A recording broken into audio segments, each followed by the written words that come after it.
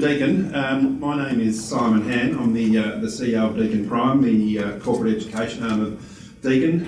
Thank you for braving the cold. I've never seen so many people come in about 8 layers all scrunched up, and obviously having power walked here short of breath, but so thank you for braving the cold to come out today. We're very pleased to welcome you to our lunchtime discussion with Athena Vongalis-Macrow.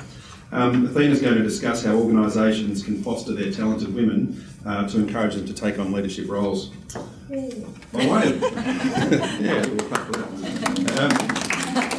one. By way of background to today's discussion, in 2007, McKinsey & Co published a study called Women Matter, Gender Diversity, a Corporate Performance Driver. That study demonstrated the link between a company's performance and the proportion of women serving in its governing or leadership body.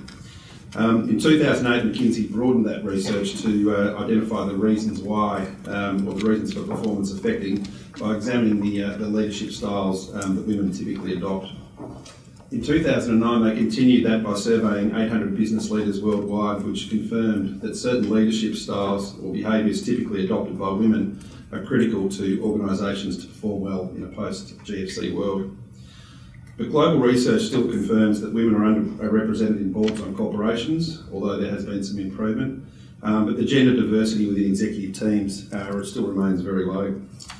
That survey reveals that a majority of leaders, both men and women, now recognise gender diversity as a performance driver, although challenges remain about the actual implementation of gender diversity measures in corporations to address this. So that report commented that the increase in the number of women graduates in and of itself is not sufficient to close the gap in top management. So a very important discussion today will focus on leadership practices that develop inclusive work environments for women to showcase their potential, including the kind of leadership that enables talented women and how can leaders better respond to their needs. It's my great privilege to introduce Athena, who is the Director of Master of Educational Leadership and Management Programs at Deakin University. It's a nice long title, Athena. Athena's interest in leadership draws on her background in sociology and education and looking at how groups and individuals interact in organisations. Responding to her own needs to clarify her own career paths and goals, she began researching women, career progress and leadership. Seeing that many women are talented yet unable to progress beyond the mid-levels in organisations, she drew on her experiences and the work of scholars to apply a more practical approach aimed at problem solving and informing leadership practices that enable more women to go for leadership positions. In addition to Athena's 12 years experience teaching postgraduate courses, she has presented her research and training to women's associations such as Women in Supply Chain and the Higher Education Women's Leadership Summit. Her media publications have been included in Forbes, Harvard Business Review, Business Insider and Eve's Project, and they've tackled topics including networking, networks, mid-career crisis, gender and leadership, mentoring and stereotyping of female leaders. So today, Athena will present a very practical understanding of leadership and suggest ways and strategies that develop inclusive leadership that encourage talented women and sets them on the path of leadership. Welcome, Athena. Thank you. Everybody hear me? Yep. Okay. Well, it's great turnout. Thank you everyone for coming today. I wasn't really quite sure what to expect. Pitched the idea to my Deakin colleagues here about 3 months ago, and we kind of said, women, is anyone going to come? Is there gender fatigue out there? We're sick of talking about it. And I said, no, I don't think so. I think really women want to talk about it. And here's proof that you're all here, and it's good to see talented women and talented men in this room all together. So welcome. What I want to do today, I wasn't quite sure how many people or how much time, but I want to do 3 things. First of all, give you a chance to talk amongst yourselves and also with the larger group about why we're here. Why is this topic of interest to us? There must be something that dragged you out of your offices, although I think you can drag me out of the office very easily, and it brought you here today. So that's one thing, to continue this conversation. Number 2, I want to look at some of the sort of ideas that are actually fueling this debate around women and their leadership and their potential. And thirdly, some exercises for you to do or to take away and do no such thing as a free lunch. You have to do some work too in this presentation. So that's my goal for today. And I want to start by asking, or just having a little sort of feel of the group of why are we here today? What brings us here today? What was of particular interest in this topic that made us all come here today? I was going to do a group exercise, but it'll take too long. So any brave people, put your hand up and really tell us what is driving your passion to come here today and to hear about this talk. Beautiful. So the participants said that they've got a largely male management team and one woman in that team who struggles. So she's here to... Is that you, by the way? I don't want to point fingers, but yeah. Oh, she's here to help her colleague, which is great. Thank you. Anybody else? Yes, in front here. I do a lot of work with women and their credibility. Yeah. I'm always interested to hear what's happening in the industry, research, to do with that in particular. Fantastic. Interest in women and their credibility, which is, you know, amazing that we still have to make ourselves credible, but I understand what you're getting at. Anybody else? Yes? Talking about the unconscious biases that get in the way of us talking about how we develop women's talent. Beautiful. Unconscious biases around developing women's talent. And one more. Is there sort of a male who's willing to? Yes, thank you. I'm just keen to try and redress the imbalance in female representation that happens sort of at each successive career band, and I'm thinking that the development of talented females at those mid-range career bands can hopefully be a big part of doing that. Fantastic. So interested in developing the sort of equality of women along different career bands and stages. So yeah, that's the kind of cross-section. Unless anyone's got something markedly different to add, but I think you get a drift of where we're going. If you look at just the context around what's happening to women at the moment, or the debates that women in work and women's career is engaging in. Has anybody read Lean In by Sheryl Sandberg? Okay, it's a great read, and I think she started the debate, now it's about 4 years ago, her kind of personal manifesto, if you want, about you know, what women need to do to get ahead. It's a good read, and what's interesting, it's not so much the content, you can take it or leave it, but the fact that it has generated quite a lot of debate about what women need to do next in order to progress their careers. Now her basic premise is that you know, when times get tough and women are facing a lot of obstacles, the tendency is for women to back off, to say, oh, this is too hard, I can't do it, whatever. She's advocating, no, you lean in, you go 110% forward. You sort of crash through, you become more assertive. Now, there's been a range of critiques around that kind of philosophy. Now, any debate is good, so I'm not going to take a particular side here, but you know, for some women, they're saying, I won't lean in, and partly that's got to do with perhaps younger women thinking that, you know, is this kind of corporate career ladder for me? Is this really where I want to go? Is this where I want to be? So that's one issue. Another issue is around, you know, how do we measure success?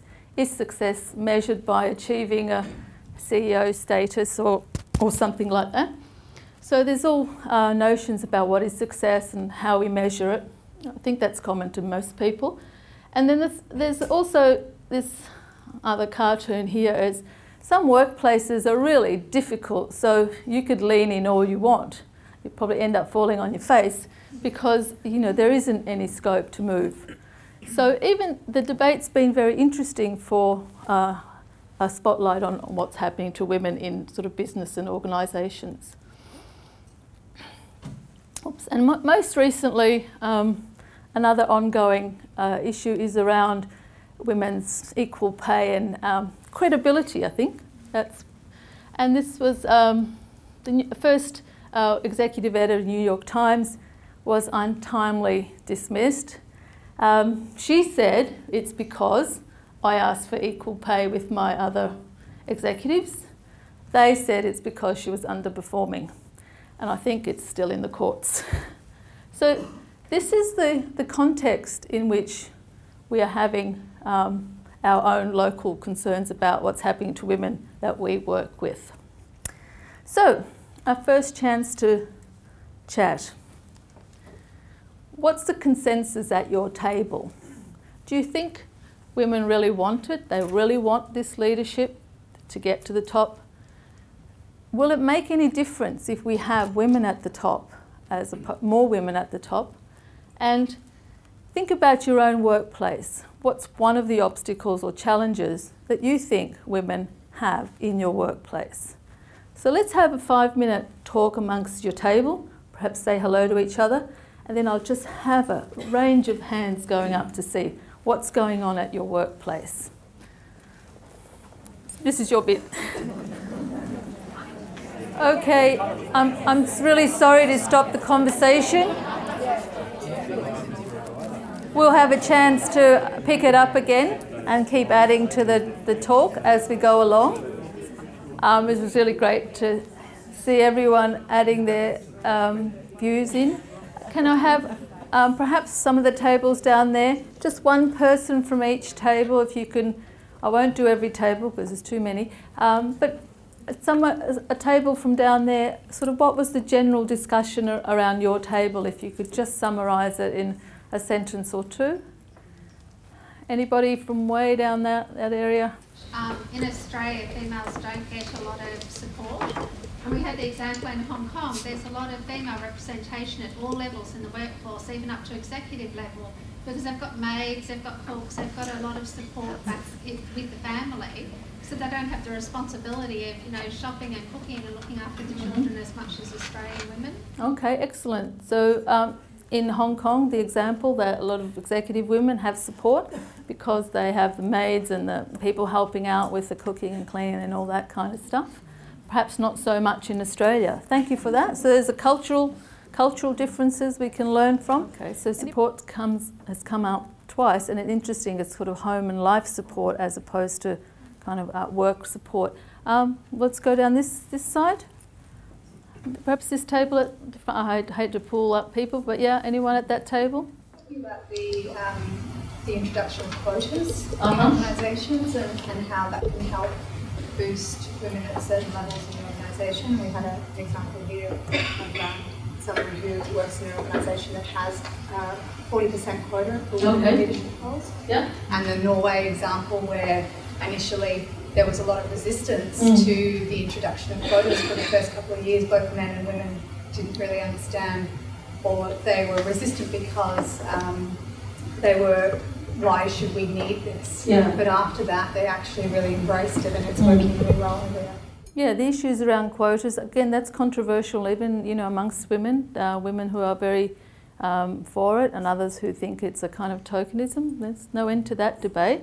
Anybody else perhaps here, this middle tables? I suppose my experience is we definitely, when you start your career, a little bit what to do with what you just said. A lot of girls were there in the internships in the beginning of the career, but now I'm in my early 30s and it starts fading away. It's like less and less women. So before I had some colleagues in the room, now it's just becoming, it looks like the decision makers are typically male. Okay, thank you. So it's about what happens as you progress along your career? Yeah, it's almost like if you're in the beginning of a career, I don't need this as a meritocracy, I'm as good as a guy, but as you keep going up the ladder, you say like, actually it's not, it seems that it's harder for me than perhaps it's for my male colleagues. Hold on to your ideas and let's keep moving, because I want to join you in that kind of thought, because for me it is a personal quest on many levels. Like many people, I started my career very gung-ho and I got my PhD and first appointment and even got the office next to the dean, which was really a bit scary. So I thought, this is easy. All I have to do is tick the boxes and, I just sit here and sooner or later, you know, something will happen and someone will boot me further and further up. And so when I started contemplating after, you know, 2 or 3 or 4 years, I started thinking, well, what do I have to actually do for the next level, or whatever, what's involved? And I started to look at the numbers. Even in my field, academia, which is, McKinsey calls it a fat tunnel, which sounds awful, but it just means that there's a lot of women. It's a feminized profession, so you expect a lot of women to keep progressing. But even in a really women-intensive field as academia, as I am, especially in education, you know, it starts to drop from about 50-50 at the beginning, then it goes about 40-60, and then it, you know, to the very top around 20-15%. And that hasn't shifted for the last 10 or so years. It goes up a bit and then something happens, I'm not sure what, and then, you know, it hasn't shifted. And this is also the experience of other sectors as well. So it doesn't really matter if you're in a really woman-intensive situation or whether you're kind of in a sometimes a very male-dominated field. Even though the numbers may be different, the actual trends are very similar. So what do we do about it? I started to do some research then around you know, this mid-career space. So what happens to women in the mid-career space? Because in many management type of industries and businesses, that mid-career space is very woman-intensive. And rather than looking at you know, women at the top and their experiences, I thought, oh no, the interesting space for me was that middle space.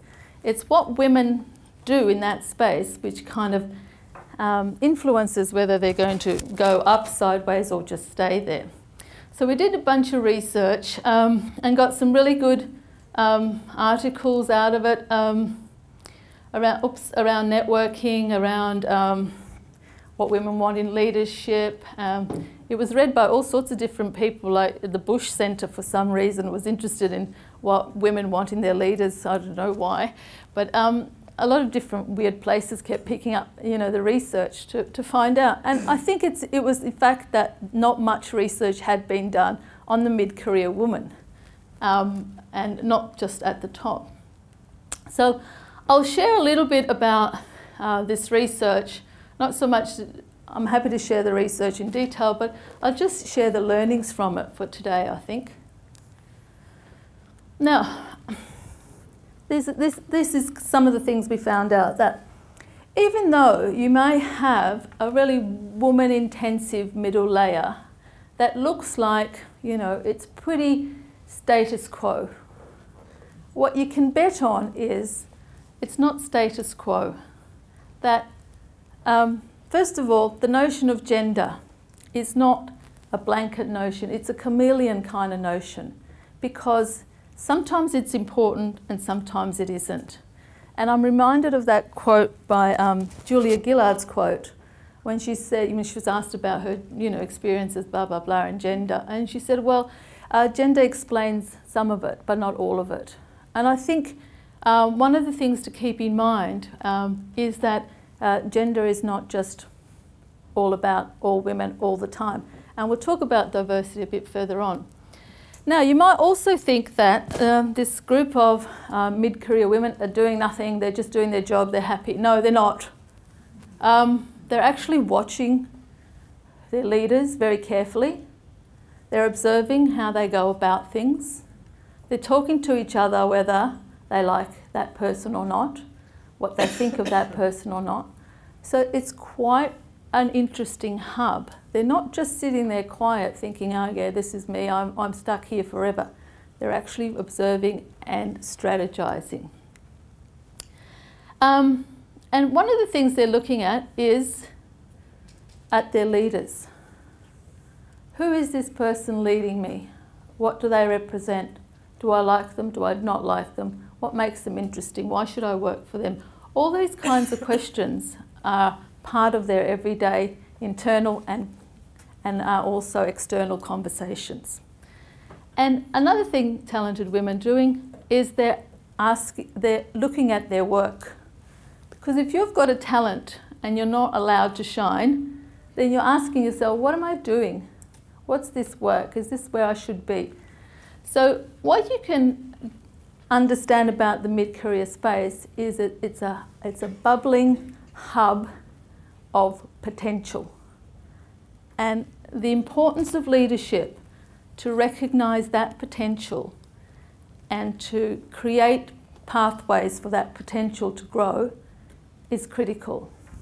Now, as a sociologist, I also look at structures that inhibit or enhance or create capability, but I'm just focusing now on this part on what leaders can do in order to help and talented women really shine.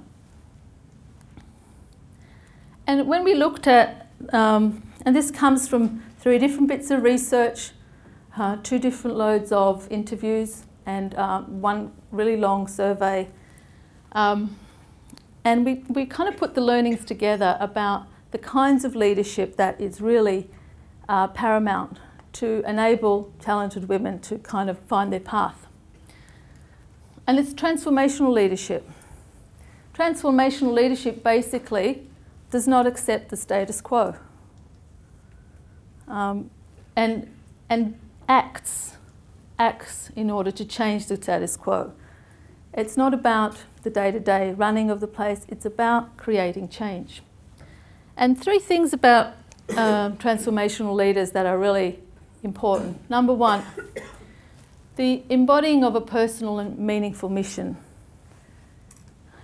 Talented women are watching their leaders saying, is this a good leader? Is this someone that I feel, is doing the best for me, my colleagues, whatever? Because we actually found that a lot of mid-career women are actually motivated a lot by notions of equity and justice and fairness in their workplace. They want to get ahead, but they want to make sure that it's a fair process, it's transparent, this, that. So they need a kind of leader who embodies a kind of value system that they think they can connect with. Embody a personal, meaningful mission. The second point is to instigate long-term thinking, transparent career paths.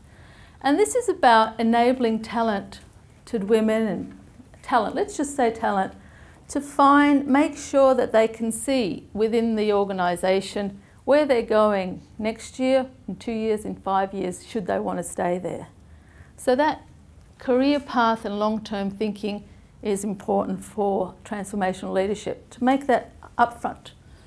And the thirdly is, of course, to recognise and reward the next wave of talent. And by recognise, I don't mean, oh yeah, she's a woman, let's put her on a committee, something like that. Recognise means to kind of connect and understand that particular person in front of you and their talents. So we'll do a bit of work around that in a minute. So let's look at the first one then, the embody a personal and meaningful mission. If you look at, in your table, you have a kind of a handout. Just in the middle of the table, got 3 or 4 circles on it.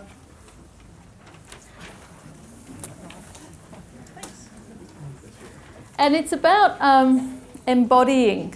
I'll talk about embodying a bit in a minute, but to embody means it has to be able to be seen.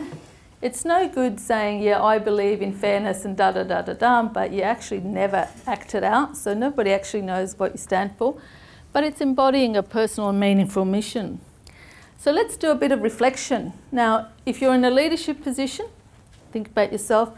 But as my boss always says, everyone's a leader, so you can do this for yourself. Name or whatever in the middle. What is your key purpose when you think about the current role you have, your role in the workplace? What's your key purpose? In other words, what is your mission there? What are you doing in your position as leader or potential leader? What is your purpose there? The second one is look at what is your key value? Do you think when people talk to you or attend your meetings or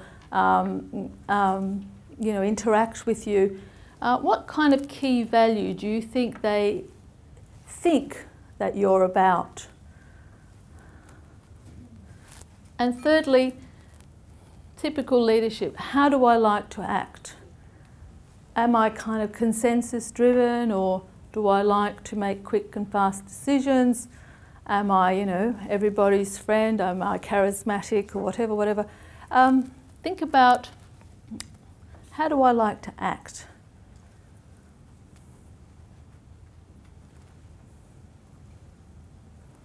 Now the key here is these three key values: how I like to act and the key purpose. Now if you think of those three,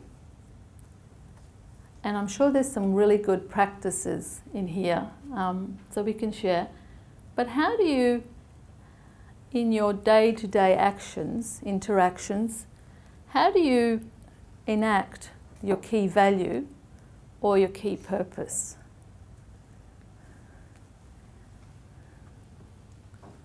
Anyone want to share? They think this is how I do transformational leadership. How do you act out your value, your key purpose, so people know that, oh yeah, he or she is about that.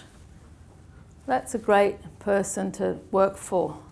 They really believe, in me and my talent. I really can go up to that person and feel a sense of being listened to, or whatever.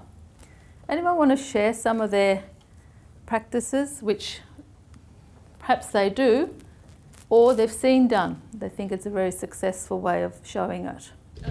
Many years ago, with a very inspirational boss, he and the values that he trusted and respected staff, and also he was very strategic in the way he approached work, and he would actually go into bat for staff. He'd actually, there's a particular idea, he'd actually work it through, and then he would trust staff's judgment, would back them, and then sort of go in and argue the point. And you just had absolute trust in him. So the fact that he was backing and actually acting out his values and his trust was something that you could actually see and say, all right, that person is really embodying this kind of leadership that I feel trustworthy or whatever. Excellent. So yeah, going to battle for someone, for your staff, is very much a way of acting out your leadership. Anyone else? To actually give the team a sense of purpose, so set a real direction for where we're heading, and then understand the strengths of the people within the team and actually work with their strengths to balance the team to deliver the outcomes. Okay. And make sure that there was always integrity. And I guess the main thing that I used was a collaborative approach. Okay, so through your collaboration and encouraging that, your actions, you could demonstrate your key value and your mission to your team and those you are leading. Excellent, thank you. Anybody else? So facilitating. So for me, I always ask questions as opposed to tell, because then they take ownership and it belongs to them, and I can just watch them flourish. So fantastic. So another way of acting it out is taking the back step and being a facilitator at meeting, asking a lot of questions. Again, that's a way of demonstrating your value and your purpose. Someone said before at the beginning about communication, and the way you communicate your leadership is also critical, as we know. And I like this quote: leadership is at its heart a communication process because it seeks to strengthen human relationships by increasing trust and understanding. Sure, that's what we ideally want. But I really want to point you to this bit of research, which is really great research, I think. We all know the show The Apprentice, yes? Yes. Not the celebrity type, but when they did The Apprentice, and the whole aim of it was to get a group of business people, and by attrition or by firing, get the one at the end. Now, this group of researchers from the States looked at all the Apprentice shows, and the reasons why people were fired So it's a kind of show that puts a lot of emphasis on leadership for a task. Now, what they found was really interesting in terms of why women were fired as opposed to men. And this is something that women can take away in terms of enacting their leadership, about your communication. It appeared that the reasons for firing a woman is more likely to be because of her communication skills, whereas men were fired for their leadership or lack of leadership. So there's a lot of emphasis on women's interpersonal skills, how they relate with each other, and a lot of emphasis on how they communicate with their team, with their group, as opposed to males who are criticised for poor listening and also for leadership in the sense that making bad decisions or not being organised or not telling the team what to do, etc. So I think while, you know, and there's a lot of work done along this, but I just thought this was interesting research. I think what it tells us is the way that if you're a woman as a leader, how you communicate these to your team, to your group, is vital. And it also tells us that women are looking at other women leaders and focusing perhaps more so on their communication. Does that ring true with anyone, or is that? So who was doing the firing though? Female or a male? It was a male, yes, very good. You're fine. Yes, let's take it with a grain of salt, but I think it's quite interesting. Anyone comment, like to have a, is that something that you've experienced or tend to experience? I see a few nods and one brave person, yes. But is it a case that it's easier for women to find a role model in another woman, or is it easier for women to find a role model in a male person, or is there no difference? Okay, I've got my answer and I'll answer in a minute. Anyone care to comment? Is it easier for women to find a role model in another woman, or is the gender of their leader unimportant? Doesn't it depend on the woman? Depends on the woman. There you go, because gender is a chameleon, so you can't just say, oh, it's a woman, therefore she likes communicative leadership styles, blah, blah, blah, blah, blah.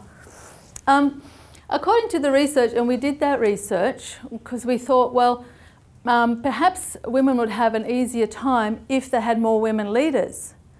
And so we asked, there was a program at Deakin called Aspiring Women to Leadership, and we asked a lot of the women that had been through that program, because then they're attuned to what, you know, leadership and what it is and what's good and what's not.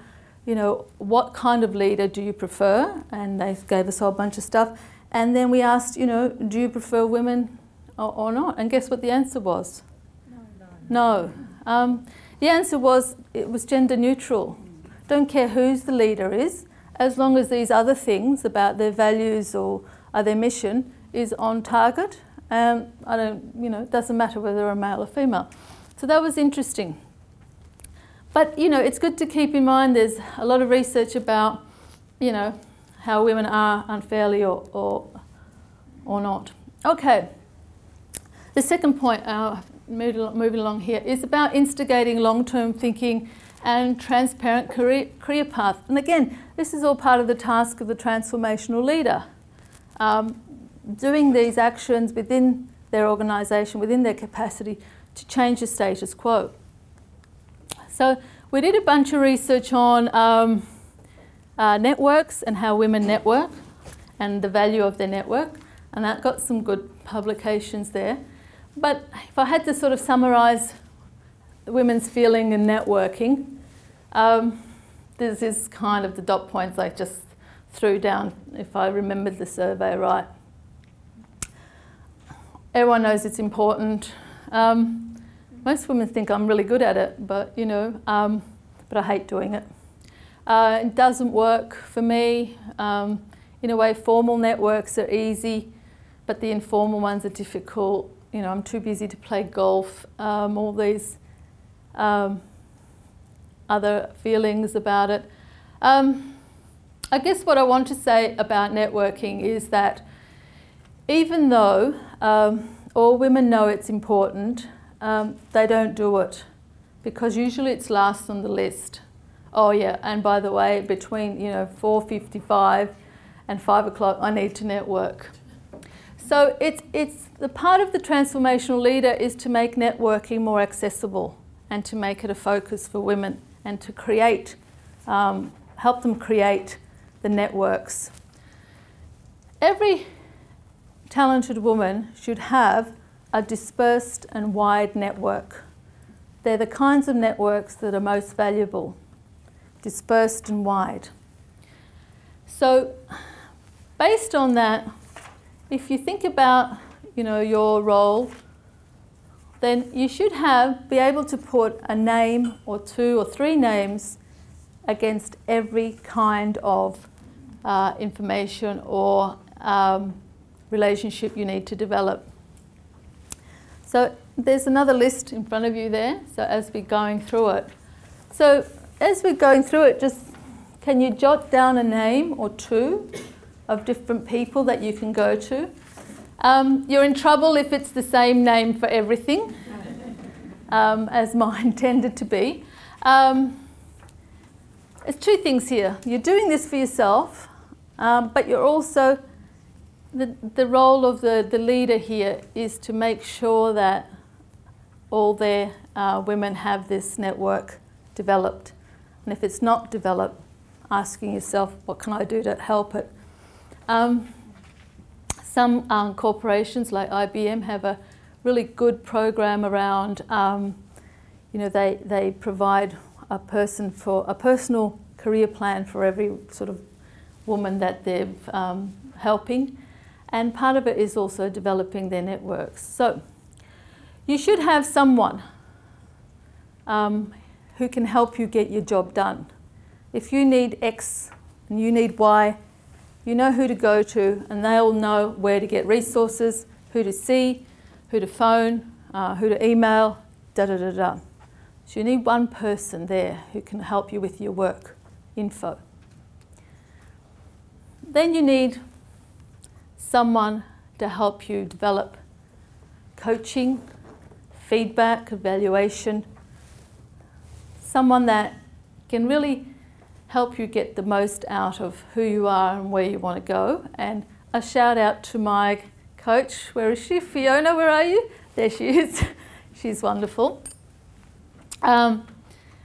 Yeah, for your own development, you need someone who's going to just look at and take your goals and your aspirations seriously and help you. Third one is your promotional growth. So perhaps you do want to go for promotion and you don't think you're up to it or whatever. You need someone who is going to create the opportunity for you. Who'll say, I'll help you, I'll give you a task and this will help you get to the next level. And I'm very lucky at the moment. I have great growth and success support with my own PVC. I'm implementing a mentoring program, and really without her kind of pushing me and helping me along, it wouldn't have taken hold. So it's a bit daunting, but yeah, find someone who can create the opportunity for you, because sometimes there isn't one and you need to create your own opportunities. And then this one is for my success. That's usually a kind of a political one, if you will. Someone in the hierarchy who can ensure that if you do something, it will get heard about, the right people, you will achieve a level of success. So you're not just working within your own team, but even if it is a team, that team's success is going to be reported somewhere else. So find someone in the hierarchy who can influence the outcome and guarantee your success or ensure your success. Sense of belonging and community, something like this, you know, your professional networks, in order to keep up to date with, you know, what's the latest trend or what's the latest research in my area, and so forth and so forth. So someone in your community that you have a sense of professional belonging to. And the last one, of course, the personal, you know, someone that you can whinge to, you know, gosh, did you get a load of what happened to me or whatever, something like that. And you know, the tendency for women is to turn that into a real woe fest.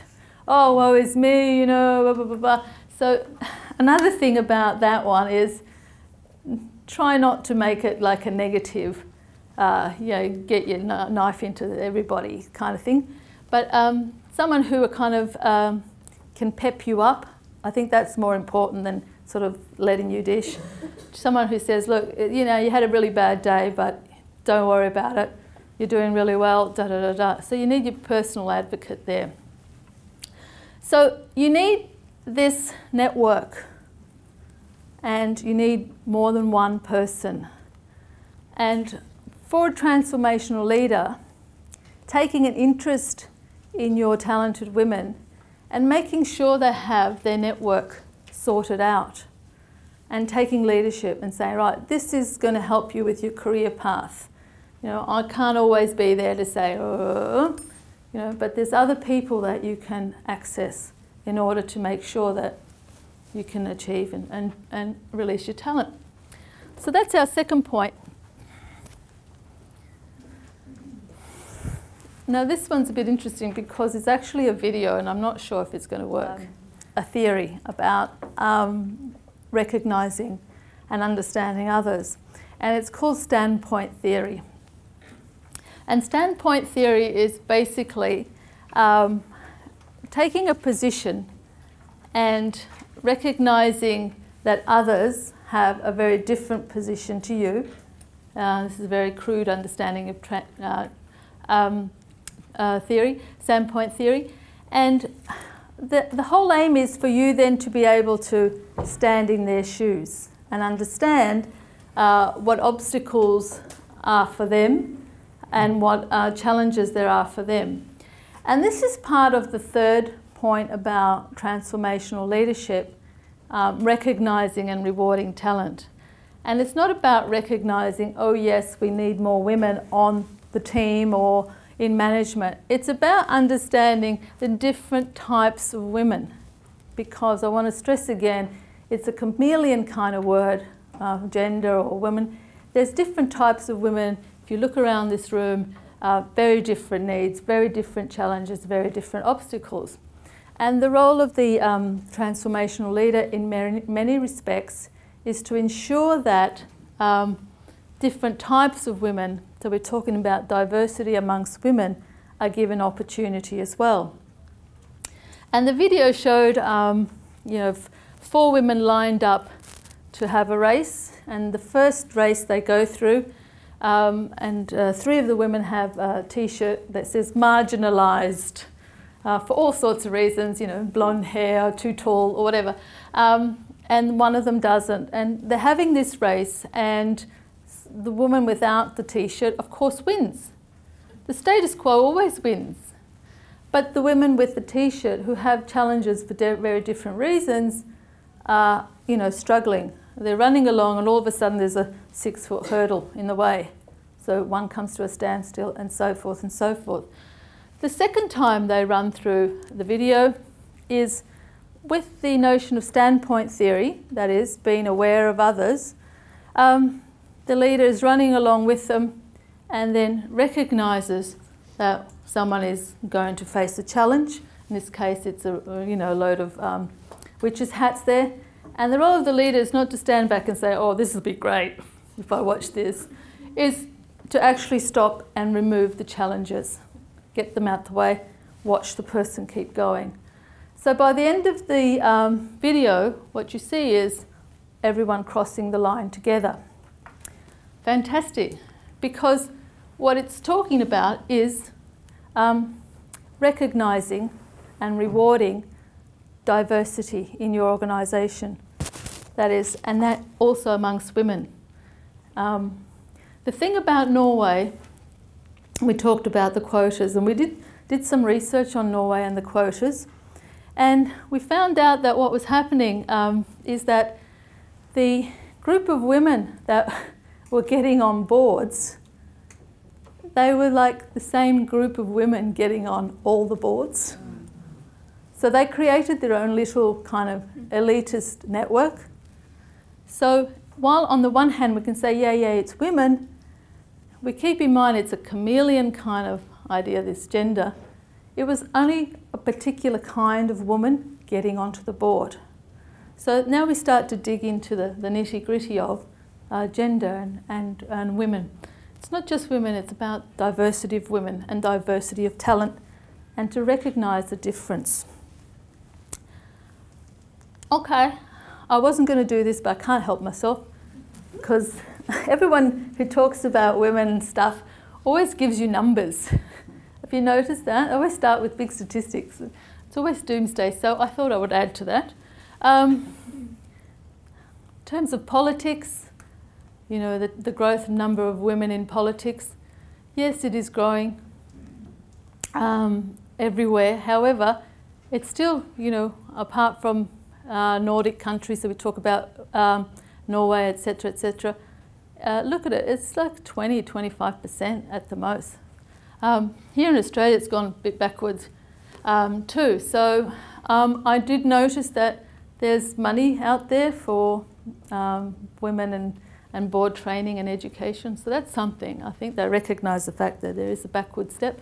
Another thing, directors that are women, again, you know, very small number there. I don't need to harp on this. And the CEO sort of percentages and so forth. Despite a couple of high-profile women CEOs and so forth, hasn't changed. So the underlying premise of standpoint theory is you do not accept the status quo. So any transformational leader does not just carry on. They need to do something different and create pathways and recognise the challenges of different women within your organisation. So the summary of the video, it was really great, by the way. Bad luck you didn't see it. The race of life, the lane you run in is determined by the groups we belong to.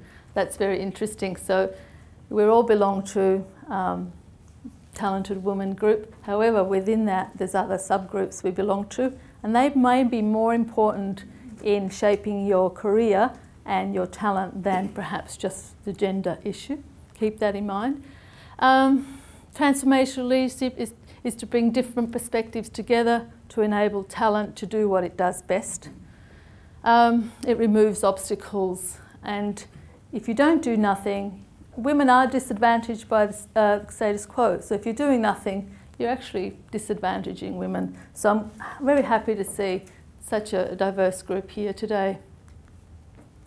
So last exercise for the day, think about, we're all here for different reasons and thinking about women in our organisations. Think about 3 obstacles, if you can, or just do one perhaps and share with the table. Think about an obstacle in your organisation currently that is really disadvantaging not just women, but different types of women from achieving or showcasing their talent. And then put your leadership hat on and think about, what can I do to change that status quo? Or what can I ask of my leaders to do to change that status quo? So if you do one and then share with your group, then we can have a lot of responses and things to take away with you. Okay, last exercise for the day, I promise. It'll be I hope it's worth it now in the end. I've built it up so much. Just a 2-minute. It's a bit fast at the beginning. Don't worry about Hegel and his influence on state, but you'll get the drift by the end of it. In 1807, George Wilhelm Friedrich Hegel, a German philosopher, studied the different standpoints between groups of people. He discovered that relationships are about people's social positions, and that the groups people belong to affect how they receive knowledge and power. This idea is called standpoint theory. Standpoint theory's most important concept is that the perspective of each person is shaped by his or her experiences in social locations and social groups. In the race of life, the lane we run in is determined by the groups we belong to, and our outlook depends on what that lane looks like. Our outlook determines how we see everything in the world. Standpoint theory focuses especially on the perspectives of marginalized groups, who face disadvantages that the status quo may not have to face. In communication, this means surmounting obstacles to openness and understanding that may keep us from effectively forming and maintaining relationships. These obstacles create a gap between marginalized groups and the status quo.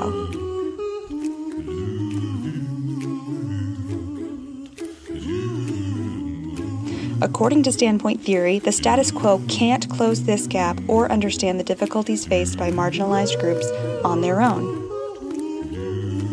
Instead, the status quo must make an extra effort to understand these groups in order to communicate effectively and form relationships with others.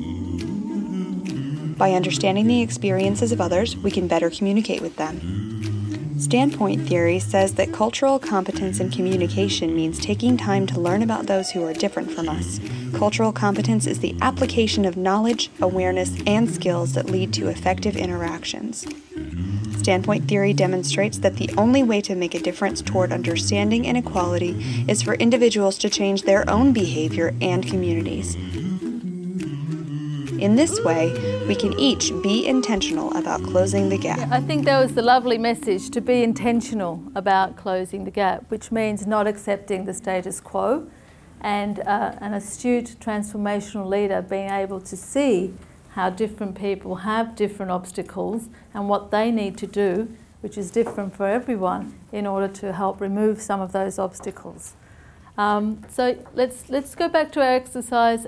Obstacle 1, some sort of response that the leader can, you can ask of your leader, or your leader can start instigating some sort of change. And then, yeah, a bit of sharing at the table, and then I want everyone's hand to go up with, this is what we're going to do. Yay.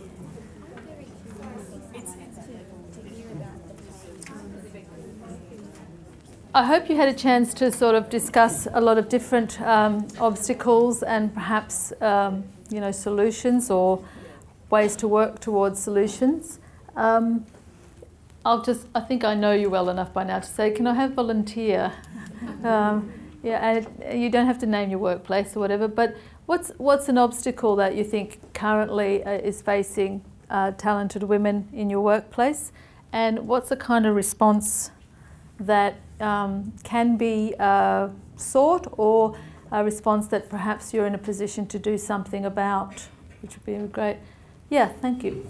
I don't work within an organisation, so my comment is more from a networking industry perspective. Okay. So I go to a lot of these kinds of events for women, talking about women in leadership, and there's rarely men in the audience.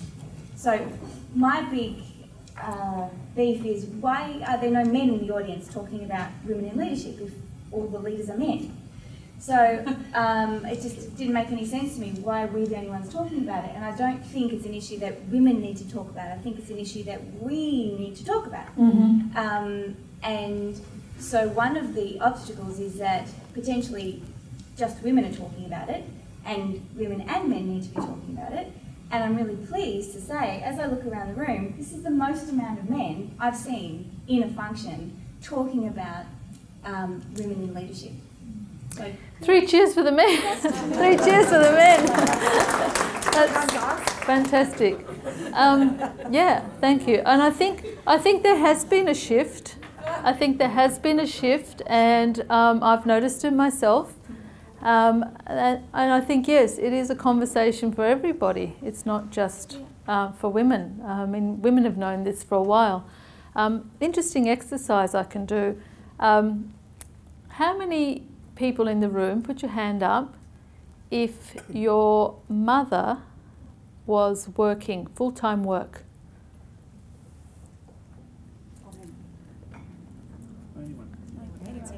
All right.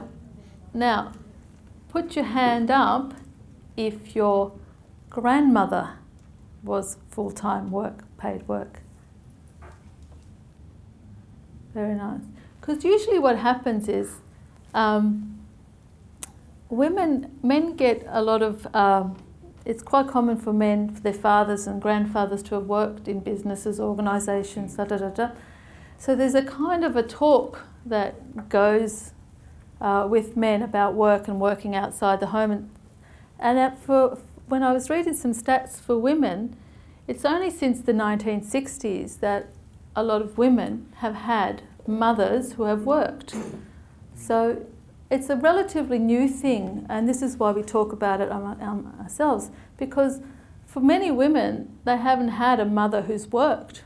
So they can't have that conversation about, you know, how to deal with so-and-so at the office, or this was my experience, So for women, this kind of conversation is kind of new and interesting, but for men, they probably think, oh, what's the big deal? We've been having this forever. So there is a kind of a historical reason why we've been talking about it, and men haven't. They haven't need to. They get their info from themselves and fathers and brothers and so forth and so forth. So yeah, thank you to the men for turning up. Obstacles, any other obstacles that you think are really glaring in your particular organisation, your experience, and something that can be done about it? Yes, excellent. So it's about, you know, perhaps the lack of diversity of the kind of women in management or leadership roles, and then being aware that, you know, there's a diversity issue here, and how do we get other types of women showcasing their talent. Interesting thing about that was my concern where I was working.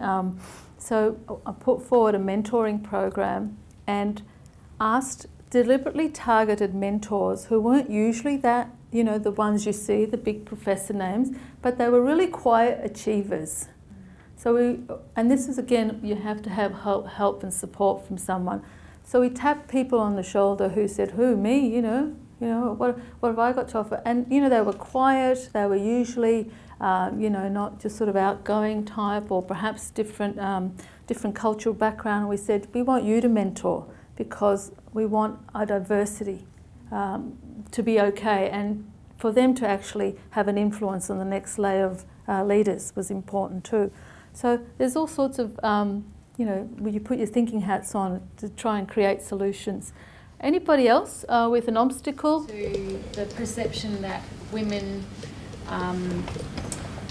can't be in lead roles because they've got families. Yes. And a response to that is workplace flexibility, right, which also men can benefit from as well. Right, yeah. So look at your workplace and look at the policies around flexibility, and is there something that you could work with and perhaps get a group together to sort of action change? Yes. We often hear that there needs to be more flexibility so that women can juggle these two roles. Yeah. But I think there needs to be more focus on how then the parents or how they can share the work. Yeah. So yeah, I mean, and there needs to be social acceptance. I think the social acceptance of that is pretty low. Yeah. And I think it's tough for some men to take on that responsibility or feel comfortable to really share that responsibility fully. Yeah. There is a big company in Brazil, it's called Magazine Luiza. They sell electric appliances, and what they did actually, the CEO is a woman, and she realized she had very little, you know, senior representatives. So she started providing training and psychological support to the husbands, and she increased by 15% the number of leadership apparently. And I think that's the answer why the Scandinavian countries are high on this, that there's acceptance. I mean, you know, maybe just starting a conversation is a response, and asking for bringing it up at a meeting or put it on the agenda if you can influence it that way.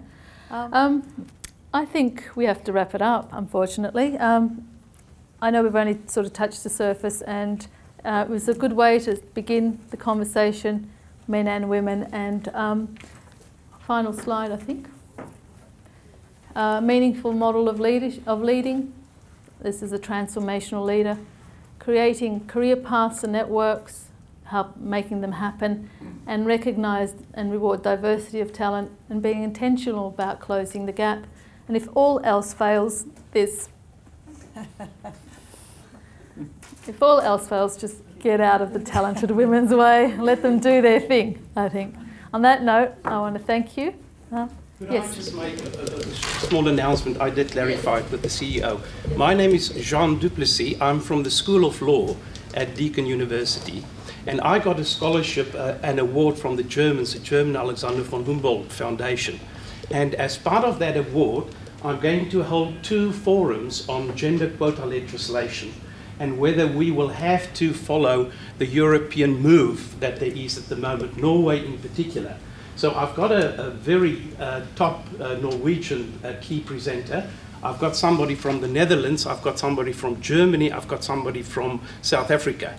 And I'm so pleased that you mentioned that you like to have men in these sort of things, because I really don't only like to have women in the forums. And as I struggle tremendously to find men to talk about this issue of quota legislations and whether we should follow. And I would really like to encourage you, if at all possible, to consider attending these forums. It is research orientated, but I also have, for instance, John Stanhope from the chair of Australian Post, who was prepared to talk on this sensitive issue. And I'll really appreciate it if you are interested, if I could just let you know where you can register. The 20th of October in Melbourne, and then I take the whole group of international presenters to Sydney, and the 24th we will have a similar forum in Sydney with just one of the key presenters, not the same. I've got splendid academics from South Africa as well, and I think it's going to be a very interesting forum. Fantastic, thank you. Sounds fantastic. On that note, thank you very much for coming. Please contact me by email if you want to follow up. Oh, yeah, my details, sorry. And I'm also in the middle of writing a book. So if you want to be interviewed, specifically talented women, if you'd like to spend half an hour being interviewed, please let me know. I'd be really happy to hear your stories and take it from there. Thank you very much.